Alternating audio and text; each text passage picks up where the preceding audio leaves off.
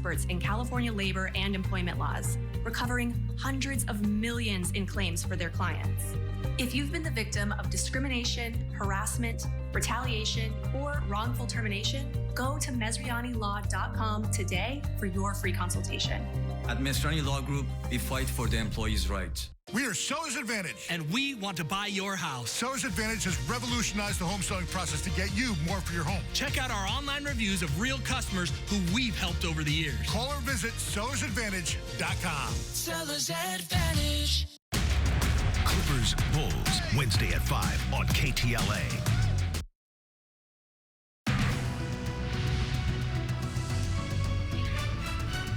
Now at 4, the political fallout intensifies for Mayor Bass after the sudden firing of former LA City Fire Chief Kristen Crowley. Good afternoon. This is the KTLA 5 News at 4. I'm Samantha Cortese. And I'm Sandra Mitchell. And today for John Fenolio, Mayor Karen Bass is feeling the heat today from one of her own city council members who says the mayor is misrepresenting the facts and is not following protocol. KTLA's Jennifer McGraw is live with reaction. Hi, Jennifer. Sam and Sandy, good evening. Yeah, the fire community showing up big for the chief and says instead that they believe Mayor Bass is actually shifting the blame on her own mistakes on the fires. I just met with Chief Crowley and removed her as fire chief. It's concerning and disappointing. Fierce backlash against LA's Mayor Karen Bass after removing Fire Chief Kristen Crowley. Bass saying the chief didn't take appropriate actions the day of the fires for not deploying 1,000 firefighters that could have been on the line, and adding that the chief should have communicated with her. The communications about the very dangerous weather was ubiquitous. It was on every news channel. While some council members stood in support with Mayor Bass as she announced the firing, other council members, including Tracy Park and Monica Rodriguez, weren't even consulted and are stunned by the reasoning. It is not within the responsibility of the fire chief to make those communications. That's the emergency management department. That is how our city is structured. The demotion coming just weeks after Crowley spoke out against the mayor, saying Bass knew that in the event of a horrific firestorm, the city would not be equipped with the manpower and engines, adding that they needed more than 60 new fire stations and the department's budget was cut by $17 million. While Crowley's removal was effective immediately, her fate is in limbo. Council can vote 10-5 to reinstate her as chief. Letters now being written to city leaders demanding just that, an immediate reinstatement, like this one from the group Equity and Fire.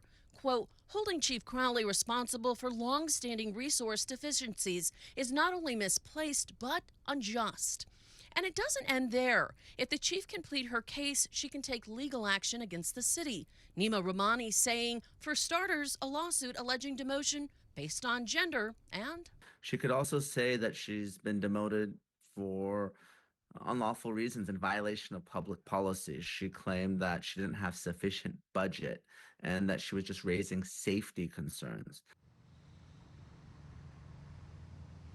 Chief Crowley did release a statement saying that she's humbled to have served on one of the greatest departments in the world and that she is humbled to have served for 30 years and thanks her fellow firefighters. She does remain as a firefighter in LA City. We're live here in downtown Los Angeles. Jennifer McGraw, KTLA 5 News. Jennifer, thank you. People who live in Granada Hills are rallying against a decision to dispose of debris from the recent Eaton and Palisades wildfires in a local landfill. Yeah, the community is concerned that disposing of the debris at the Sunshine Canyon landfill could cause health and environmental risks to residential areas and to schools. KTLA's Angelique Hockaday joins us live in Granada Hills with more. Hi, Angelique. Hi, Sam and Sandra. Listen, that protest is scheduled for 5 o'clock, so just about an hour. So we'll see what kind of crowds we're looking at. But I did get a chance to speak to some concerned residents earlier today. They tell me this area, Granada Hills, has been through so much, and they're wondering why this extra waste has to come here. A group of concerned citizens in Granada Hills is spending their Monday afternoon making their voices heard, protesting a decision to take waste and debris from the Eaton and Palisades fires to Sunshine Canyon landfill. It's one of many protests in recent weeks. The biggest concern is having potentially hazardous materials so close to schools, homes, and a water reservoir without sufficient testing. We've had so much going on here with the Aliso Canyon gas leaks and the fires that we've gotten the wind blowing here with the fires, and now talking about this toxic dump. It's just too much. Republic Services, which owns Sunshine Canyon, said in a statement, the landfill has a state-of-the-art liner system, cover system, and robust gas collection system to help ensure material is managed safely and responsibly. But tonight's protest comes a day before the County Board of Supervisors is scheduled to vote on a proposal to increase the amount of waste going to Sunshine Canyon, Calabasas, and Lancaster landfills to accommodate the additional fire debris. Tonight, concerned residents asking the county to put them first. Spend the money. Why aren't you spending the money necessary to truck all of it away from any community? I don't care where it is in LA, where you plan on putting it, just care for us instead. Now, I did reach out to Council Member Lee. He says he stands with the community on this one, and he has filed petitions and legislations to try to stop this move. So far, though, the vote stands for tomorrow. For now, reporting live in Granada Hills, Angelique Hockaday. I'll send it back to you in Hollywood. All right, Angelique, thank you. There are new concerns about fire debris washing up on a large portion of LA County coastline. Health officials say particles and other debris from the Palisades wildfire started washing ashore. From Malibu to Redondo Beach, they are finding ash and charred bits of wood and plastic. Testing by the Department of Beaches and Harbors found the debris was not hazardous to beachgoers or to the environment. But they do want people to be aware that they might encounter that debris at local beaches. Pope Francis remains in critical condition in a hospital in Rome. The pontiff is getting blood transfusions and oxygen, but the Vatican says his condition is slightly improving.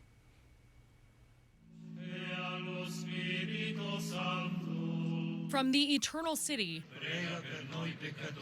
to the city of angels. With God, all things are possible. Catholics around the world pray for Pope Francis. The 88-year-old pontiff resumed some clerical duties Monday, but remains at Gemelli Hospital in Rome for 10 full days. What started as the flu and shortness of breath is now pneumonia in both lungs and kidney problems. The Vatican is more upbeat about the Holy Father's failing health, but called his outlook reserved. Archbishop Jose Gomez dedicated Mass at Our Lady of Angels in downtown to Pope Francis. He just sent the message during the wildfires. So that was a beautiful message helping us to be strong and especially feel his love and prayers for all of us. Now Los Angeles prays for him. For our Holy Father, Pope Francis, may the Lord grant him strength, comfort, and peace in his suffering.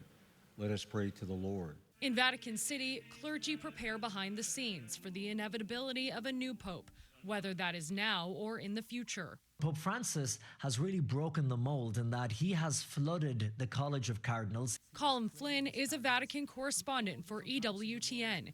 He reflected on the legacy of Pope Francis with News Nation.